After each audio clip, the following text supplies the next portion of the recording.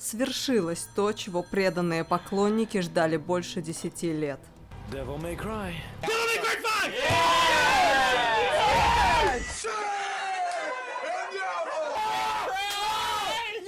Devil May Cry! Они вернулись буквально из ада, не растеряли навыки, не растрепали прически и спокойно купаются в любви осчастливленных фанатов. Dude! Oh! Oh my God! Look at that shit! В связи с этим хотелось бы напомнить, кого следует благодарить за создание этих крутейших персонажей. В первую очередь это, конечно, Хидеаки Ицуно, главный руководитель проекта, дизайнер и режиссер. Но кто же скрывается за этими мега-детализированными 3D-моделями? Кто принимает за них все тумаки? Кто подарил им свой голос? И кто же так не умеет танцевать? Каким образом можно бежать вниз по стене со скоростью света и как проходили съемки всех этих шедевральных катсцен? Разберемся в этом видео.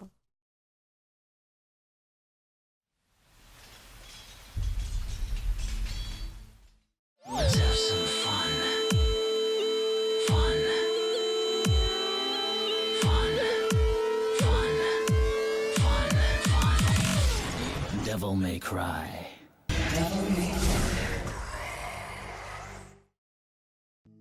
Наша история начинается в далеком 2003 году, когда лихие разработчики Capcom решили запустить производство уже третьей части Devil May Cry.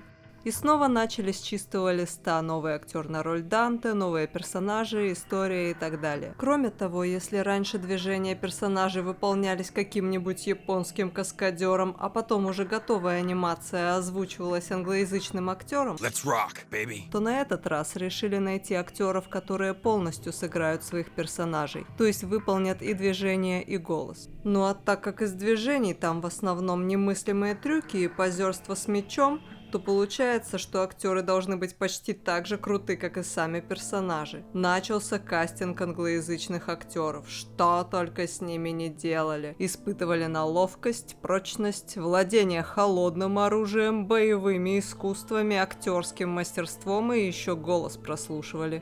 В результате этого жесткого отбора выжили, как известно, только двое. Эти молодцы подарили нам Данте и Вергилия, которых мы знаем и любим. Данте сыграл Рубен Лэнгдон. На тот момент ему было 28 лет, и это была его первая главная роль. С детства Рубен интересовался единоборствами, занимался айкидо и кикбоксингом. Переехал в Японию в 19 лет, потому что там аниме и ниндзя. Там подкачал свои навыки боевых искусств и стал каскадером. Участвовал в съемках местного Сентай ТВ-шоу, потом и в американском ТВ-шоу Power Rangers. Отлично изъясняется по-японски, правда, с сильным акцентом.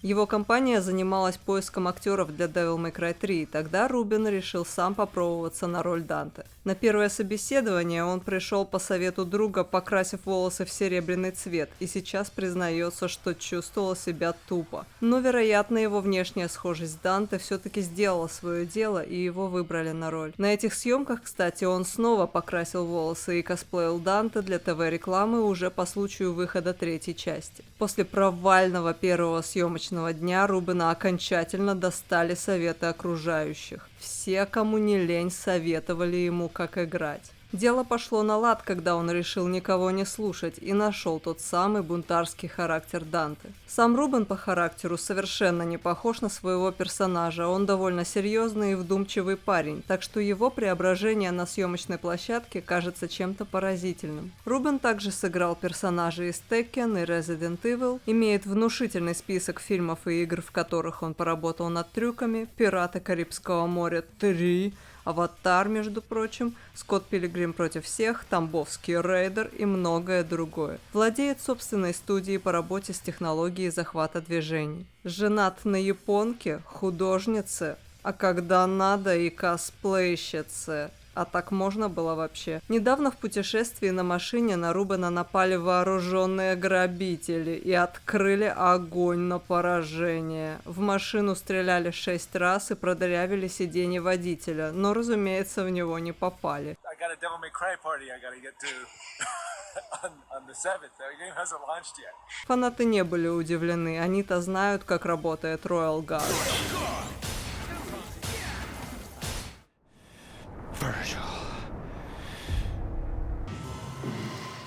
На роль Вергилия был утвержден Дэн Саутворд. На тот момент ему было 29 лет. С детства занимался рестлингом, дзюдо и кикбоксингом, серьезно участвовал в соревнованиях, завоевывал титулы. Ну, по нему видно.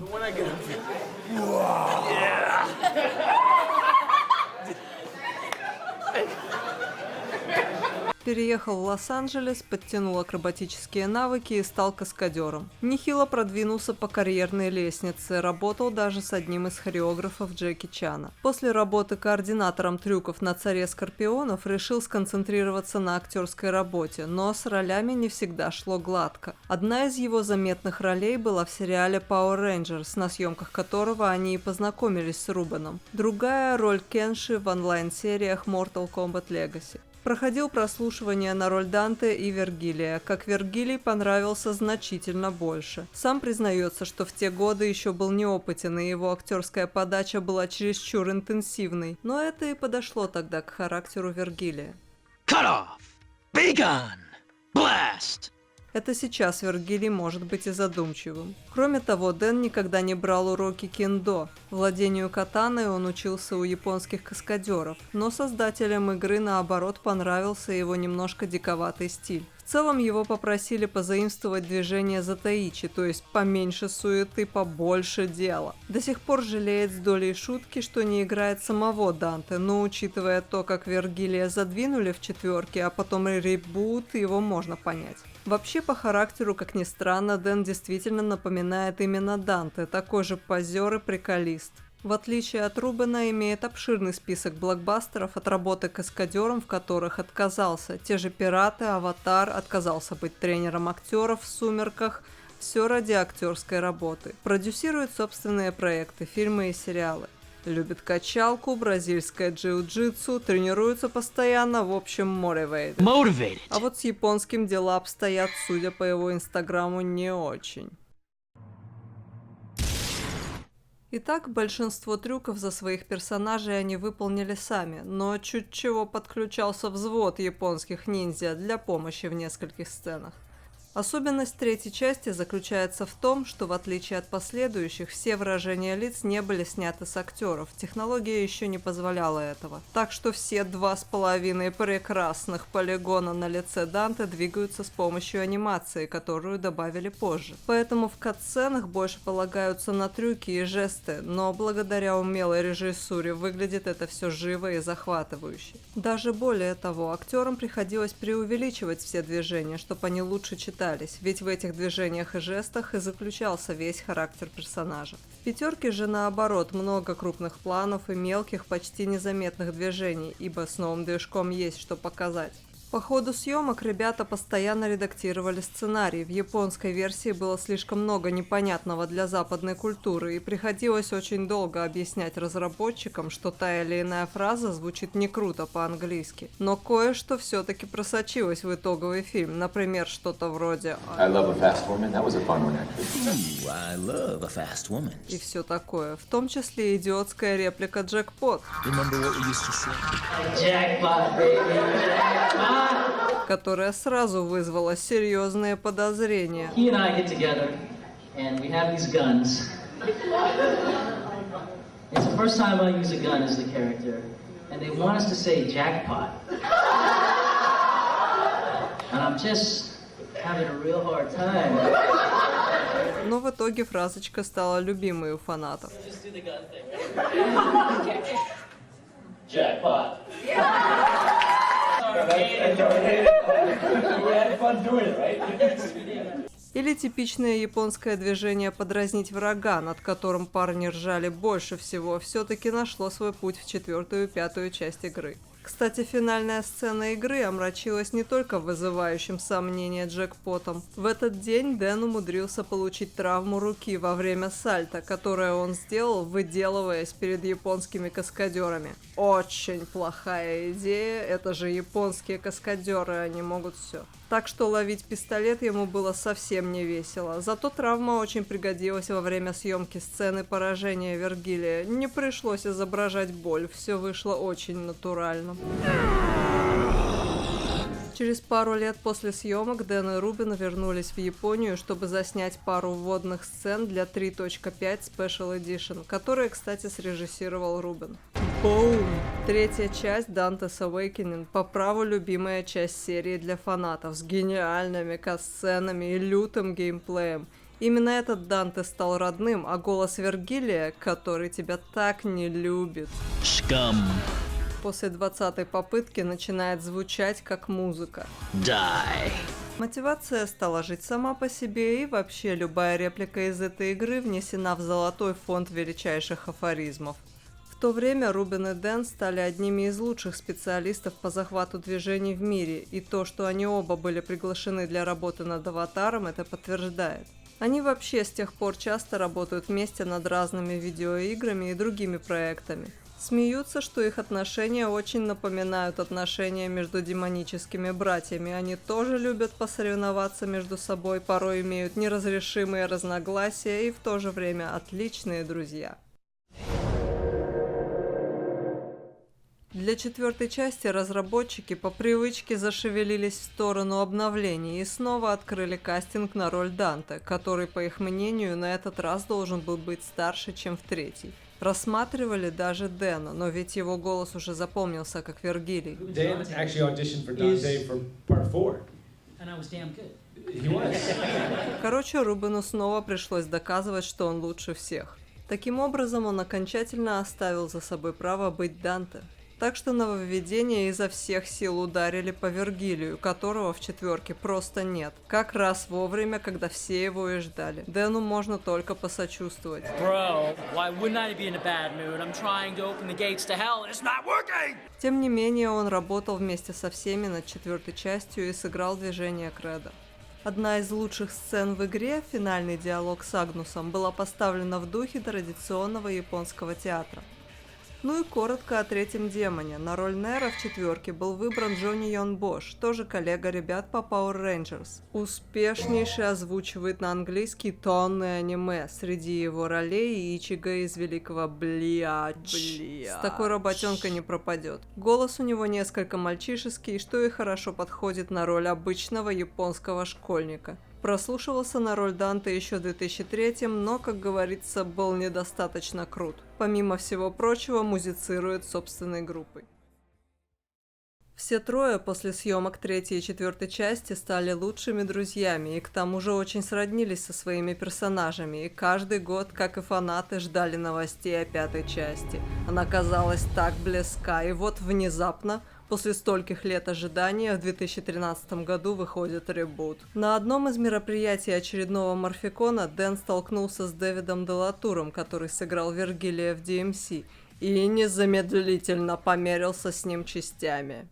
So which one? What were you in? I'm Virgil. Yeah, and which one? And what? Because I was in. Devil May Cry 3, 3.5, 4, and... All right, don't need to show off. No, I made most of that up. Settle down, mate. No, I only did five. Но ничего, теперь он может смело опускать это никому непонятное 3,5 и говорить 5, наконец-то. В 2015 году вышла Devil May Cry 4 Special Edition, где главной заманухой был геймплей за Вергилия. Этим релизом компания Capcom хотела проверить, есть ли у фанатов интерес к оригинальной серии игр. Как оказалось, есть их у нас.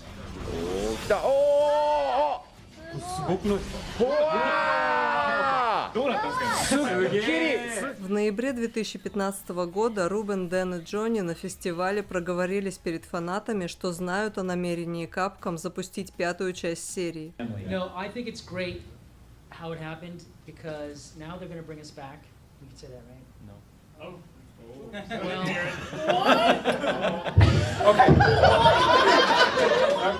Потом, правда, на протяжении этих нескольких лет им пришлось это бессмысленно и бесполезно скрывать, ведь все сцены Devil May Cry 5 были сняты практически сразу после этого интервью в конце 2015-го.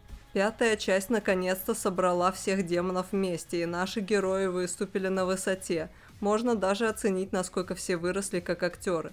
Приступать к работе им пришлось, даже не имея готового сценария, так что множество реплик редактировалось на ходу. Но к этому моменту создатели уже очень доверяли их мнению и опыту. В том числе именно Дэн настоял на том, чтобы матушка Нера была персоной, представляющей важность для Вергилия, а изначально в сценарии это позиционировалось как ошибка молодости. Дэн также сыграл движение Моррисона и даже Цербера, а Рубину достался Голиаф, чему он был особенно рад.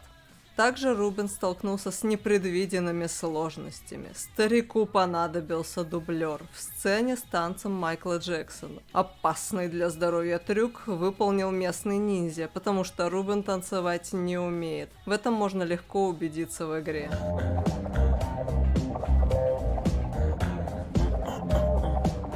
На этот раз анимация повторяет и движения, и выражения лиц актеров. Модели героев теперь содержат столько деталей, что гораздо дешевле и быстрее отсканировать внешность реальных людей, чем рисовать все с нуля. В первом трейлере игры даже Данте появлялся на 3 секунды в конце, чего уж говорить о Вергилии, его скрывали до самого последнего.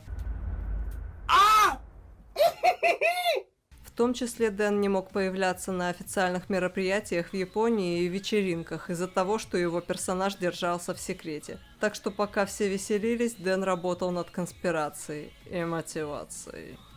5-я часть соединила в себе логически все предыдущие части и даже аниме-серии и представила отличную концовочку для всех персонажей, но 6-ю часть им не мешало бы сделать. Если начнут прямо сейчас, нормально успеют через пару годиков. А сейчас, по крайней мере, есть смысл ждать DLC для 5-й с Вергилием. В свободное от работы время ребята с удовольствием посещают всяческие аниме-фестивали, любят друг друга, любят фанатов и ни в чем им не отказывают. Один чувак даже попросил Рубина ударить его вместо автографа. Тот, конечно, выполнил даже 2 раза. Дэна пока просить не осмеливались.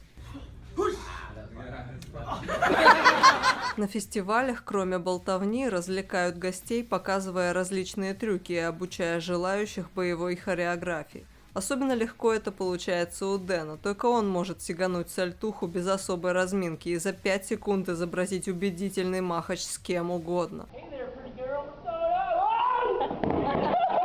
Короче, избивают друг друга, избивают всех желающих, учат избивать ближнего своего, демонстрируют особенности съемок. Например, каким образом меч Данте магически приклеивается к его спине каждый раз.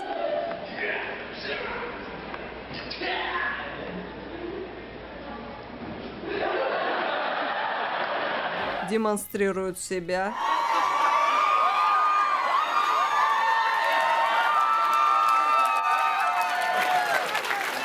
И боевые синяки на спине ровно на месте датчиков движения на костюме.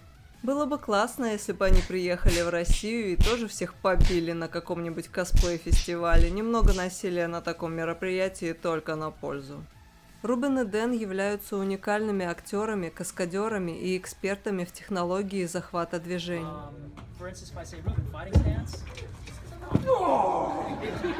А еще они прекрасный пример того, как не сдаваться, идти к своей мечте и постоянно работать над собой. Итак, благодаря свежей Devil May Cry и те, и другие деды снова на волне популярности. Но надо отдать им должное, парни не зазвездились и продолжают скромно делать свое дело, ведь лицо их остается скрытым. А в скором времени можно ждать новых подробностей и видео со съемок 5-й части. Все еще только начинается.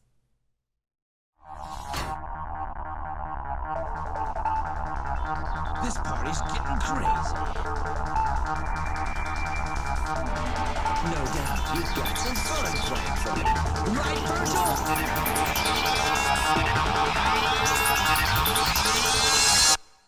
Let's rock.